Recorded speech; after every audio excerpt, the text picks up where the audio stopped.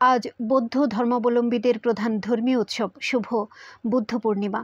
বৌদ্ধ ধর্মমতে আজকের দিনেই মহামতি গৌতম বুদ্ধ জন্মগ্রহণ, বোধিলাভ ও মৃত্যুবরণ করেন। তাই দিনটি বৌদ্ধ ধর্মাবলম্বীদের কাছে অত্যন্ত পবিত্র ও তাৎপর্যপূর্ণ। অহিংসা পরম ধর্ম, গৌতম বুদ্ধের এই বাণী ধারণ করে বৌদ্ধ ধর্মাবলম্বীরা আজ প্রদীপ প্রজ্বলন, শান্তি শোভাযাত্রা, ধর্মীয় আলোচনা সভা, সমবেত প্রার্থনা, ধ্যান ও বুদ্ধ পূজার মধ্য দিয়ে দিবসটি পালন করছে। এ উপলক্ষে রাম শুভ বুদ্ধ পূর্ণিমা উদযাপন পরিষদের উদ্যোগে গৌতম বুদ্ধের জন্ম, বুদ্ধত্ব লাভ ও মহাপরিনির্বাণ এ ত্রিস্মৃতি বিজড়িত শুভ বুদ্ধ পূর্ণিমা উপলক্ষে দেশ ও বিশ্ব শান্তি কামনায় বর্ণাঢ্য মৈত্রী শোভাযাত্রা অনুষ্ঠিত হয়। শোভাযাত্রাটি রামু স্টেশন চত্বর থেকে শুরু হয়ে কেন্দ্রীয় সীমা মহাবিহারে গিয়ে শেষ হয়।